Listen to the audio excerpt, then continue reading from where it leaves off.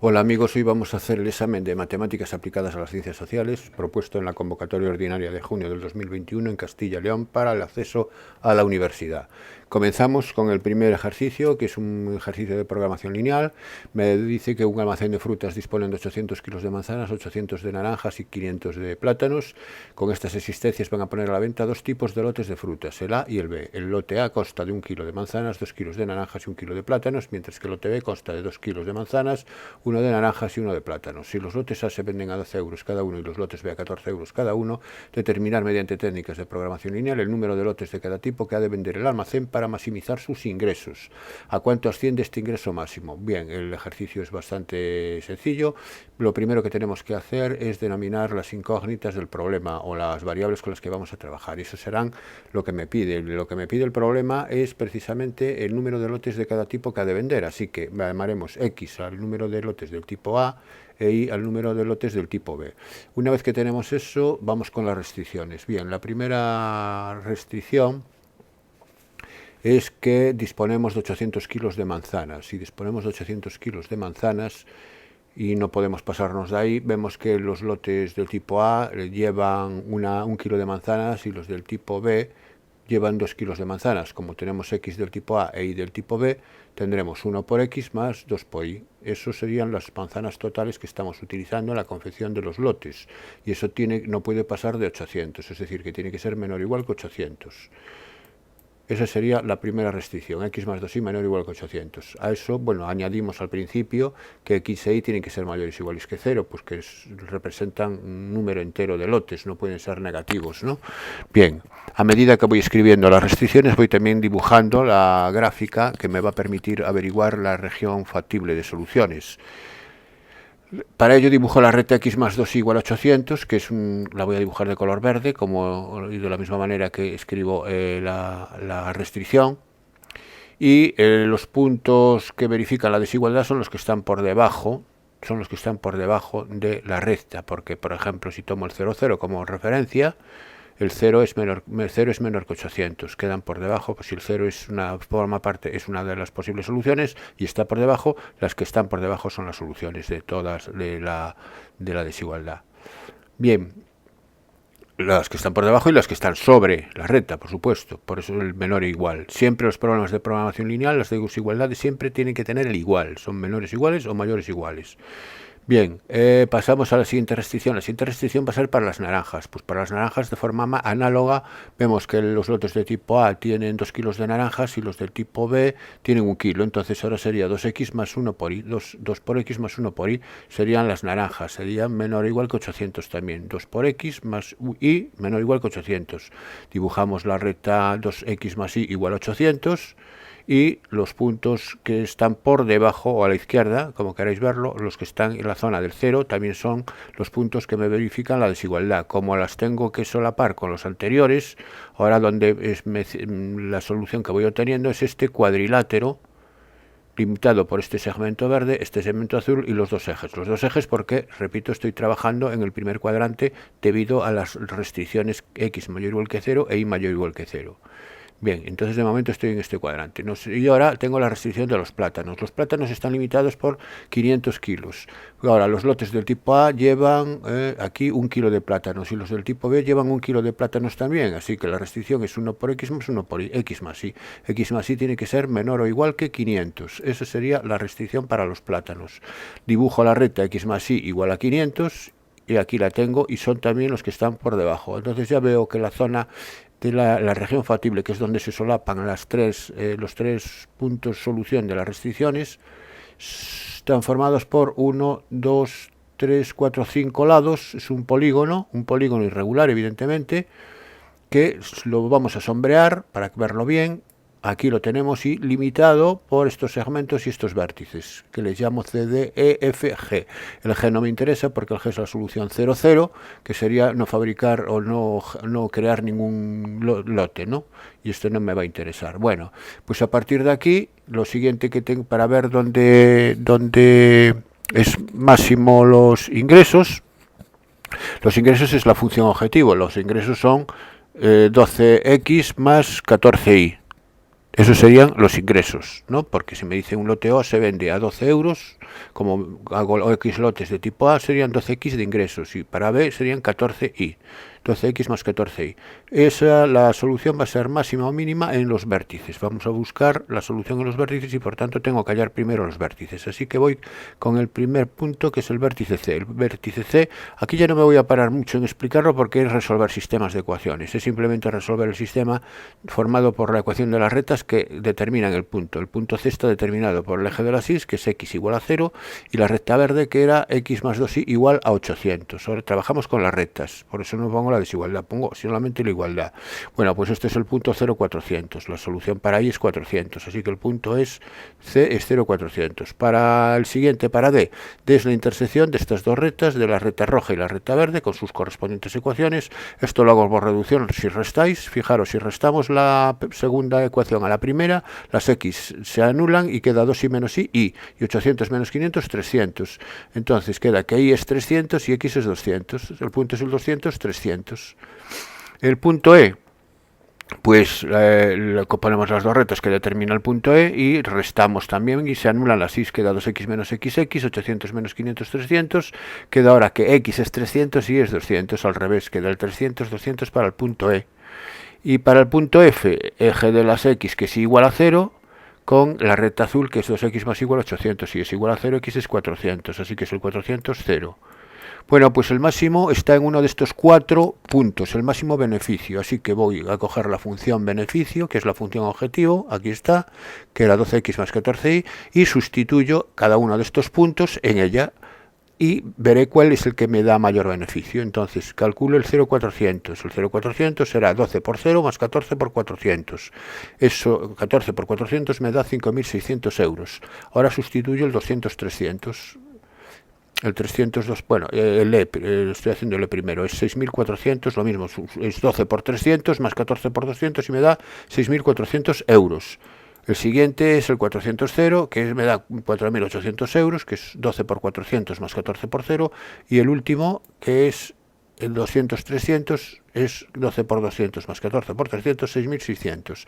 Evidentemente, el que me produce mayor beneficio es la solución que está aquí marcada en rojo, y por tanto lo que tendría que decir es que el almacén tiene que vender 200 lotes del tipo A y 300 lotes del tipo B, y el ingreso máximo asciende a 4.800 euros. Perdón, el ingreso máximo asciende a 6.600 euros. Eso sería la solución del problema número 1. Bien. Pasamos al problema número 2, dadas dos matrices A y B, calcular la matriz I definida por A cuadrado más el producto de B por su traspuesta. Bien, pues nada, vamos a escribir I igual a cuadrado más B por su traspuesta y vamos a ir haciéndolo. A cuadrado es A por A, 1, 2 menos 1, 1 por 1, 2 menos 1, 1, y aquí lo indicamos, más B, es la matriz columna 1 menos 2, y su traspuesta es la matriz fila 1 menos 2. Es decir, este es B y su traspuesta sabemos que es convertir columnas en filas. Como es una sola columna, la traspuesta pasa a ser una sola fila. Y ahora vamos a hacer estas operaciones. Empezamos con A cuadrado. A cuadrado es la 1, bueno, sabemos multiplicar matrices, ya no explico esto, me da esta matriz menos 1, 4, 2 menos 1, y si multiplico esta por su traspuesta, esto es una matriz 2 por 1 y esto es una matriz 1 por 2. Fijaros que el número de columnas de la primera coincide con el número de filas de la segunda y por lo tanto se pueden multiplicar. ¿Y cómo sería? Sería fila por columna, sería 1 por 1, 1. 1 por menos 2, menos 2. Y ahora pasamos a la segunda fila. Segunda fila, primera columna, menos 2 por 1, menos 2. Y menos 2 por menos 2, 4. El resultado es una matriz 2 por 2. Y ahora se pueden sumar dos matrices 2 por 2, que tienen el mismo orden, se pueden sumar componente a componente. Con lo cual ya me queda el resultado pedido. Bueno, esto es muy sencillo. Si sabemos multiplicar matrices no tendremos ningún problema. Y el apartado B, determinar, es una ecuación matricial, determinar la matriz X para que se verifique 2AX igual a B. Bueno, pues para que se verifique que 2 por A por X igual a B, tengo que, en primer lugar, el 2 que está multiplicando por ahí, que es un número real, pasa como un medio multiplicando a la derecha, a B. Y la A, que está multiplicando a la izquierda a la X, para eliminarla tendré que multiplicar por la inversa de A la izquierda. Entonces queda AX igual el medio de B. En principio quito el 2 y ahora el A. Multiplico por A menos 1 a la izquierda por la inversa de A. Esperemos que tenga inversa. Bueno, el determinante es distinto de 0, por lo tanto va a tener inversa. Si multiplico por la inversa de A, me queda X a la izquierda, y entonces me queda 1 medio por A menos 1, B. Y el A menos 1 multiplica la B a la izquierda también. Bueno, pues ya está despejado X. Lo único que me queda ahora por hacer, para expresar X en forma de matriz completa, es hallar la inversa de A. Y para hallar la inversa de A lo voy a hacer por Gauss, por el método de Gauss.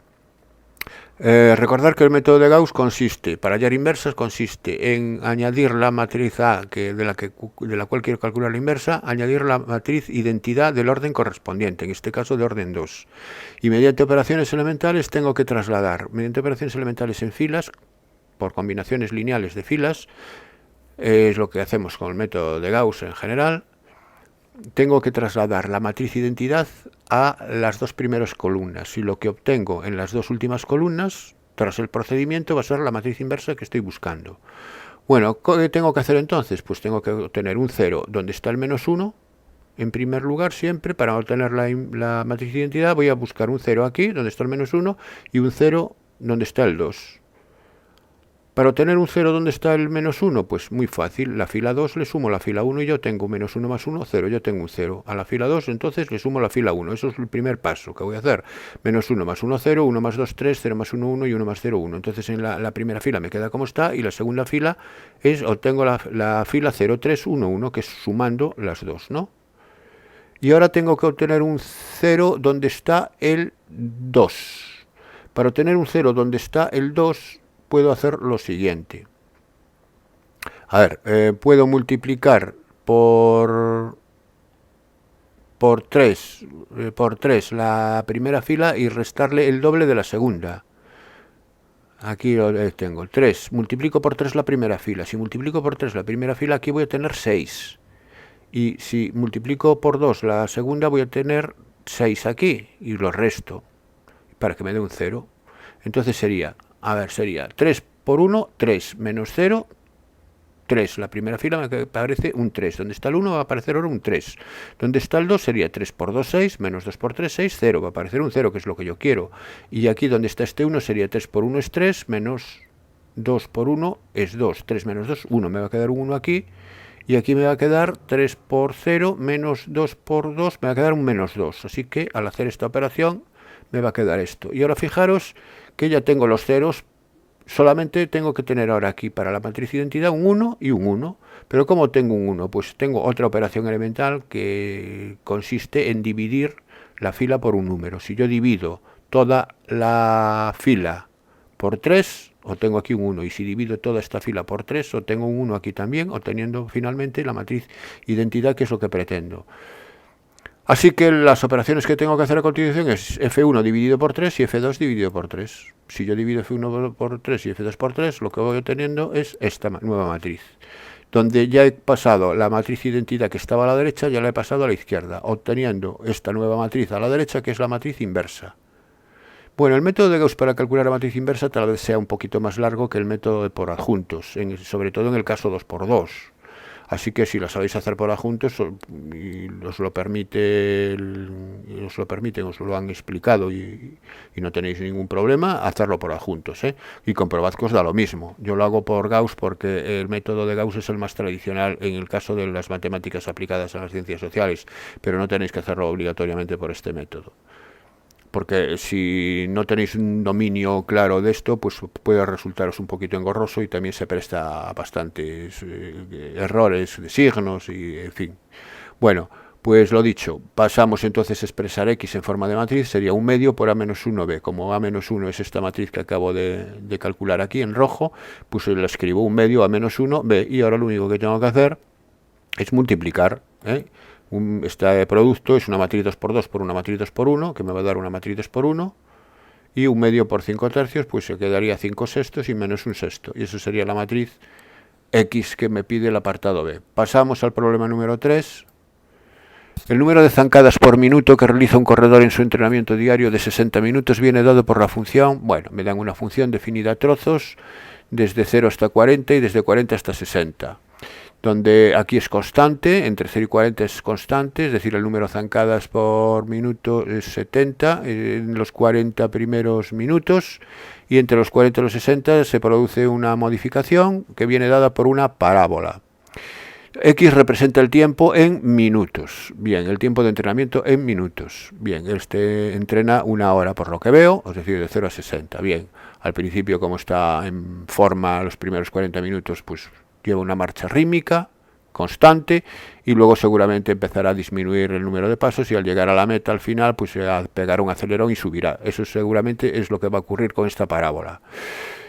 Bien, estudiar los intervalos de crecimiento y decrecimiento de la función y calcular el momento en el que alcanza el número de zancadas mínimo. ¿Y cuál es el número de zancadas mínimo? Bueno, pues lo primero que vamos a ver es que, como se trata de un problema de función definida a trozos, lo que conviene ver siempre es en el punto de cambio, que en este caso en el 40, si la función es continua. Está claro que esta es continua entre 0 y 40 y entre 40 y 60, porque eso es constante y es una parábola. Son funciones continuas sin ningún problema. El problema siempre es el punto de cambio, así que vamos a ver qué pasa en 40.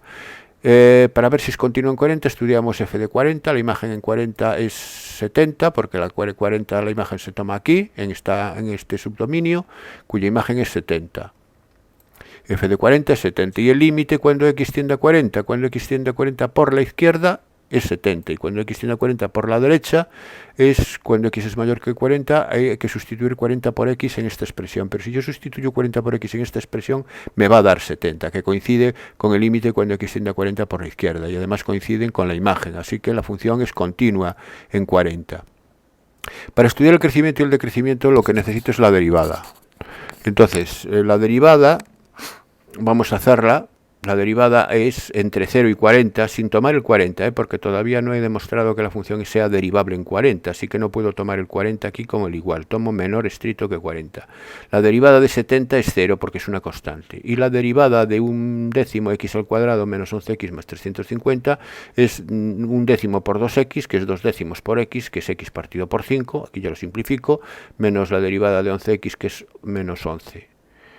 Entre 40 y 60. ¿Qué pasa en 40? En 40, por la izquierda la derivada es 0, y por la derecha es 40 entre 5 es menos 3, es 8, 40 entre 5 es 8, 8 menos 11 menos 3. Por la izquierda es menos 3. Si me da 0 por la izquierda y por la derecha me da menos 3, es que las derivadas laterales son distintas y por tanto la función no es derivable en 40. Aunque no, para estudiar el crecimiento y el decrecimiento este detalle no me va a hacer falta. Bien, pues vamos entonces a estudiar ahora, como siempre, cómo se estudia el crecimiento y el decrecimiento. Pues con el signo de la derivada, donde la derivada es positiva, donde la derivada es negativa. Entonces, hay que ver dónde se anula la derivada. La derivada aquí, esto es 0, ya entre 0 y 40 es 0, por lo tanto la derivada ahí no es ni creciente ni decreciente, porque para que sea creciente y decreciente la derivada tiene que ser o positiva o negativa. Por tanto, si me da 0, la función de 0 a 40 ni crece ni decrece. Eso quiere decir que la función es una constante. Ya lo sabíamos, era 70, es constante. Por tanto, ni crece ni decrece. Es decir, en los primeros 40 segundos la función ni crece ni decrece. Y entre 40 y 60 segundos, ¿qué pasa? Bueno, x a la quinta menos 11 igual a 0. Tengo que ver dónde se anula. Y se anula para x igual a 55. Y x igual a 55 efectivamente está entre 40 y 60. Así que tengo que dividir el intervalo 40-60 en dos intervalos, desde 40 hasta 55 y desde 55 a 60, y ver qué es lo que pasa ahí. Entonces, en 0,40 la función es constante. Entre 40 y 55, pues tomo un punto cualquiera y estudio el signo de la derivada en ese punto, y entre 55 y 60 hago lo mismo. ¿Qué punto tomo entre 40 y 55? Tomo el 50, lo sustituyo en la derivada, y la derivada en 50 es 50 entre 5, 10 menos 11 menos 1, da menos 1, negativo, función decreciente. Entre 55 y 60 tomo el 56, por ejemplo. 56 entre 5 es mayor que 11, porque 11 es 55 entre 5, por lo tanto, si es mayor que 11, le resto 11 me da positivo, así que la derivada es positiva, función creciente. Pues ya tengo donde crece y donde decrece, es decir, el corredor hasta los 40 primeros minutos permanece a ritmo constante. Entre 0 y 40 la función es constante, ni crece ni decrece. Entre 40 y 55 decrece, o sea, se cansa y el número de pasos, la función decrece. Y luego entre 55, los últimos 5 minutos, de 55 a 60, pega un acelerón y vuelve a crecer el número de pasos. Acelera, bien. Esto quiere decir entonces que hay un mínimo, que es lo que me pide alcanzar, el número de zancadas mínimo. El número de zancadas mínimo, el mínimo se alcanza cuando x es 55, que es donde cambia. En x igual a 55 presenta un mínimo. ¿Y qué número de zancadas son ese mínimo? Pues el número de zancadas, lo voy a calcular aquí aparte, en x55 presenta un mínimo. Estudiamos el número de zancadas en todos los extremos de la función. ¿Cuáles son los extremos? Es decir, el primero es el 0. Es decir, ¿qué ocurre en 0? En 0 el número de pasos es 70. En 40, ¿cuánto era? En 40 también era 70. En 0 es 70. En 60, que es al final, es 50. En 40 es 70, y en 55, que es donde me da un mínimo local, es 47,5, que es precisamente, fijaros que es menor que todos los valores extremos que he calculado anteriormente. Entonces la pregunta es, ¿cuál es el número de zancadas mínimo? El número de zancadas mínimo es 47,5 y se obtiene, ese número de zancadas se obtiene a los 55 minutos del entrenamiento. Bien, representar gráficamente la función, justificando brevemente la representación gráfica obtenida. Bueno, pues la función es una constante desde 0 hasta 40 y toma el valor 70 y luego es una rama de parábola con un mínimo en el 55, ¿no? Y alcanza 47,5. Bueno, pues esto es bastante sencillo. La representación gráfica, aquí la vamos a ver, aquí la tenemos, es entre 0 y 40 es 70, que sería esta rama, esta red, este segmento negro, luego empieza a disminuir hasta 47,5, que es el valor mínimo, y a partir de 55, que es el valor, repito, era 47,5, va aumentando hasta llegar a este valor que era, creo que era, lo tengo apuntado aquí, el valor que alcanza en 60, no recuerdo cuánto me daba. Bueno, pues este sería el ejercicio número 3. Pasamos al ejercicio siguiente. El beneficio anual en miles de euros que las ventas de un producto genera una empresa en función del gasto anual en publicidad, X, en miles de euros, viene dado por la función, bien, me dan una función con un parámetro A, donde X ya me dan el dominio útil y de 0 más infinito, X que representa gasto en publicidad y B representa el beneficio en miles de euros. Tanto B como X son miles de euros. Bien, hallar el valor de A sabiendo que un gasto en publicidad de 10.000 euros proporciona un beneficio neto de 10 millones de euros. Bien, si el gasto en publicidad son 10.000 euros, la X son 10, porque X son los gastos de publicidad en miles de euros. Entonces tenemos que para X igual a 10, lo que me está diciendo el apartado A es que para X igual a 10, proporciona un beneficio de 10 millones. El beneficio era miles de euros, entonces 10 millones en miles de euros son 10.000 euros. Así que eso quiere decir que B de 10 tiene que ser igual a 10.000.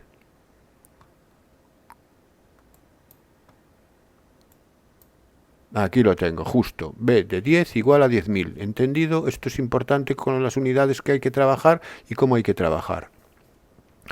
Bueno, pues hay que hallar a partir de esta igualdad. Pues B de 10 es sustituir X por 10 en la expresión de este polinomio y me queda menos 20 por 10 al cuadrado más 1200 por 10 más A tiene que ser igual a 10.000. De donde aquí esto es fácilmente despejado. A es igual a 0 porque menos 2.000 más 12.000 son precisamente 10.000, así que A es 0. Esa sería la solución del apartado A.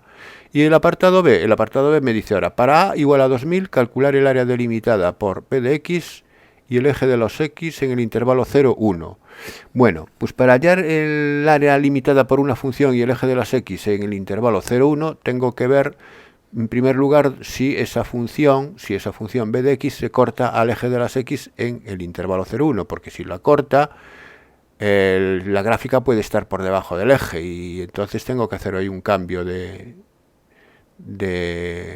signo, porque si no me da área negativa si la gráfica está por debajo del eje. Entonces vamos a estudiar dónde se corta la función con el eje de las X. Y ahora la función es para a 2000 lo igualo a 0, cortar con el eje de las x es igual a 0, igualo a 0 y resuelvo esta ecuación de segundo grado.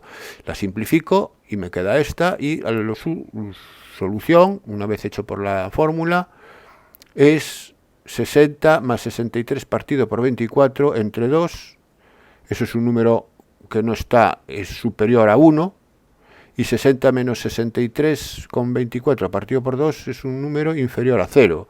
Por lo tanto, las soluciones de esta ecuación no están en el intervalo 0,1. Esto quiere decir que si la función no me corta al eje de las x en el intervalo 0,1, o está por encima del eje o está por debajo del eje.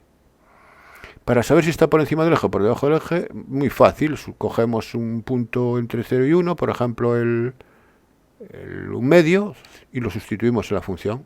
Si me da positivo, está por encima. Si me da negativo, está por debajo. Bueno, pues si sustituyo por la función, está por encima. Si cojo el punto, es muy fácil de ver que la función menos 20x al cuadrado más 1200x más 2000 mayor que 0 está por encima del eje, o es mayor que 0 en el intervalo 0,1.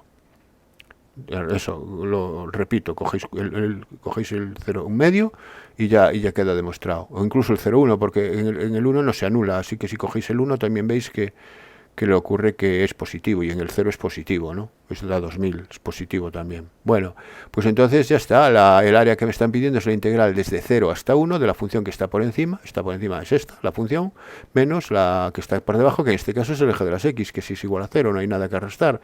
Ese sería el área que me están pidiendo, la integral entre 0 y 1 de la función. Hago la integral, o la primitiva, de esto, que es menos 20x al cubo partido por 3, más 1200x al cuadrado partido por 2, más 2000x, eso entre 0 y 1. Y ahora aplicamos la regla de Barrow, evaluamos según esta expresión, y restamos lo mismo evaluado en 0. En 0 me queda 0 porque todo tiene x, y al final esto es lo que me da. Haciendo las operaciones, este sería el resultado del área, el área total. Bien, pasamos al siguiente ejercicio. Una empresa destinada a la comercialización de cápsulas de café realizó un estudio de mercado entre un grupo de personas donde el 60% son hombres y el 40% son mujeres. La empresa comprueba que el 55% de los hombres prefieren cápsulas de café cappuccino, porcentaje que se eleva a 80 en el caso de las mujeres. Calcular la probabilidad de elegir una persona de ese grupo que resulte ser hombre y que prefiere cápsulas de café cappuccino. Bueno, pues vamos a hacer un árbol que yo elijo una persona y esa persona puede ser hombre o mujer. Bien, les llamo H al suceso ser hombre, le llamo M al suceso ser mujer. La probabilidad de que sea hombre pues es 0,6 porque el 60% son hombres, ¿no? Y que sea mujer es el 40% restante, 0,4. Hasta aquí el sexo, que es una de las variables que se estudia, hombre o mujer. Y ahora la otra variable es si le gusta el capuchino o no le gusta el capuchino, ¿no? Creo que dice, ¿no? Pues vamos ahora, si es hombre, le gusta el capuchino o no le gusta el capuchino. Le llamo C, a que le gusta el capuchino, y O, a que no le gusta. Sería otra situación, por ahí le llamo O. También lo puedo poner complementario de C, o sea, lo puedo representar de muchas maneras. Son de sucesos complementarios, ¿no? Bueno, me dice que el 55% de los hombres prefieren la cápsula de café capuchino, es decir, que aquí sería 0,55. Si queréis poner el de los que no prefieren, que los hombres que prefieren otros, pues sería la diferencia 1, sería 0,45. No lo voy a poner porque creo que no lo voy a necesitar. En caso de que lo necesitara, lo pondría. Recuerdo que siempre las ramas que convergen, las probabilidades de las ramas que convergen siempre tienen que sumar 1. ¿Veis? Las cifras que pongo en estas ramas, por ejemplo aquí, convergen estas dos ramas, suma 1.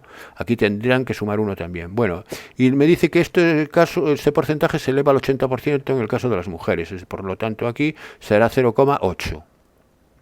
Bien, una vez que tengo eso, me dice ahora, calcular la probabilidad de elegir una persona de ese grupo que resulte ser hombre y que prefiere cápsulas de café.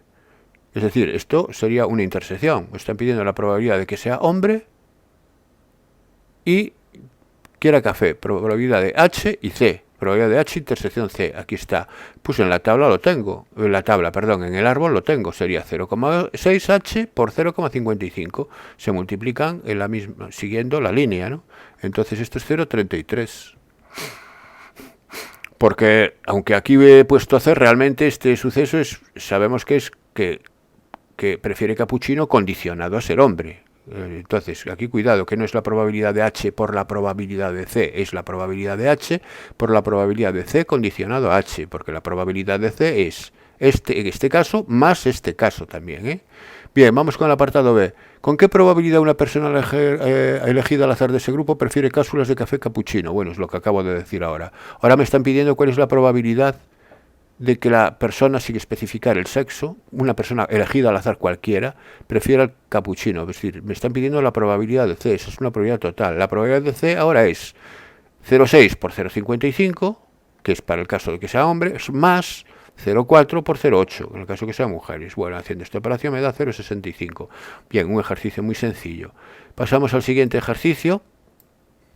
El tiempo que tarda un auditor en revisar un expediente se ajusta a una distribución normal con media 30 minutos y desviación típica 10 minutos. Si al principio de una semana se le entregan 75 expedientes, calcular la probabilidad de que le dé tiempo a revisar los 75 expedientes si en esa semana el auditor trabaja 35 horas. Bueno, aquí tenemos lo siguiente. Tenemos una variable aleatoria que es X, que sigue una distribución normal 30-10, que es el tiempo que tarda en revisar un expediente, pero resulta que ahora me dan una muestra de 75 expedientes.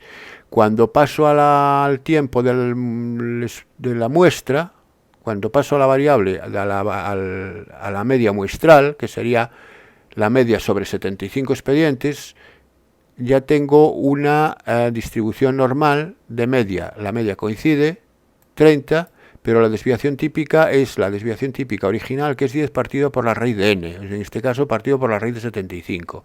Entonces la media para los 75 expedientes ahora es una normal 30, 1, 15.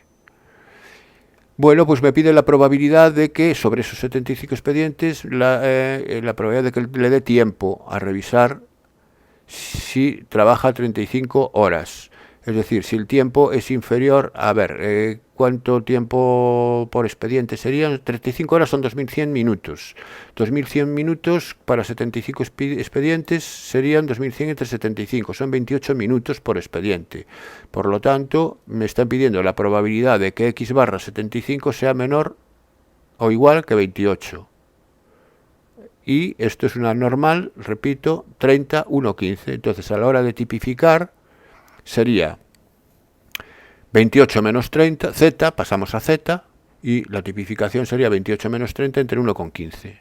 28 menos 30 entre 1,15 me da menos 1,74. Al tratarse de un valor negativo, en Z sabemos que es 1 menos la probabilidad de Z menor o igual que 1,74, y 1,74 es ir a la tabla, es 1,7 en la columna del 4, y me da 0,95, aquí lo tenemos, 0,9591, que es precisamente lo que me aparece aquí. Y esto me da como resultado 0,0409. Y el apartado B me dice que calcule la probabilidad de que el tiempo medio dedicado a revisar los 75 expedientes, es decir, X barra 75, esté comprendido entre 28 y 33 minutos. Bueno, pues probabilidad de X75 comprendido entre 28 y 33 minutos. Aquí ya me dan los minutos directamente, no tengo por qué hacer la división. Y es tipificar 28, que ya lo tengo de antes, que era menos 1,74, y 33 sobre esta normal. Y me da estos valores extremos, 2,61 y menos 1,74, que es la probabilidad de Z menor que 2,61 menos la probabilidad de Z menor que 1 menos 1,74, pero lo hago restando para pasar al positivo, y me iría a la tabla, ya no lo hago. 2,61 me da 0,9953 y Z74 era 1,74, perdón, era 0,9591. Bien, haciendo estas sumas obtengo el resultado pedido. Bueno, y el siguiente y último ejercicio son unas cuestiones breves que me piden aquí. Me dicen añadir una ecuación al sistema, me da un sistema de dos ecuaciones tres incógnitas y me piden que añada una tercera ecuación de forma que el sistema resultante sea incompatible. Bueno, aquí se puede hacer muchas soluciones, pero yo la que he resuelto es la siguiente. Es decir, cojo y si yo tengo que esto es igual a 2 y esto es igual a 0, la suma de x más y más z y de x menos y menos z tendría que ser la suma de 2 más 0. En el momento en que yo no haga eso, no sea la suma de 2 más 0, estoy creando una incompatibilidad. Así que lo que hago es sumo estas dos y al sumar, ¿qué me queda? X más x, 2x. y menos y0, z menos z, 0. Queda 2x. 2x tiene que ser igual a 2. Pues no pongo 2x igual a 2. Le añado a la ecuación 2x igual a 1, por ejemplo. Le pongo aquí cualquier número que no sea 2. Si le pongo cualquier número que no sea 2, obtendré una tercera ecuación que me haga que el sistema sea incompatible. Bueno, pues ya está, ya estaría resuelto. Vamos con la cuestión segunda. ¿Cuál es el dominio de definición de la función x más 1 entre x al cuadrado menos 4? Bueno, eso lo veis que es un cociente de polinomios. Un cociente no está definido cuando el denominador es 0. Por lo tanto, hay que quitar los valores de x que anulan el denominador. Y el denominador, que es x al cuadrado menos 4, se anula para x al cuadrado igual a 4, para x igual a la raíz de 4, que es más menos 2. Entonces hay que quitarle el 2 y el menos 2. Por lo tanto, el dominio de definición sería todo r menos el punto 2 y el punto menos 2. Y el tercero, sabiendo la probabilidad de que un hombre llegue a los 70 años es 0,78 y la probabilidad de que una mujer llegue a los 70 años es 0,83, calcula razonadamente la probabilidad de que ambos lleguen a los 70 años. Bueno, pues partiendo del hecho de que son sucesos independientes, porque el que la mujer llegue a los 70 años es totalmente independiente de que el hombre llegue a los 70 años, si dos sucesos son independientes, la probabilidad de que ocurran los dos a la vez es el producto de las probabilidades. Así que la solución es 0,78 multiplicado por 0,83. Que es 0,6474. Bien, y con esto hemos acabado el examen de selectividad. Espero haberos servido de ayuda y os espero en el próximo vídeo.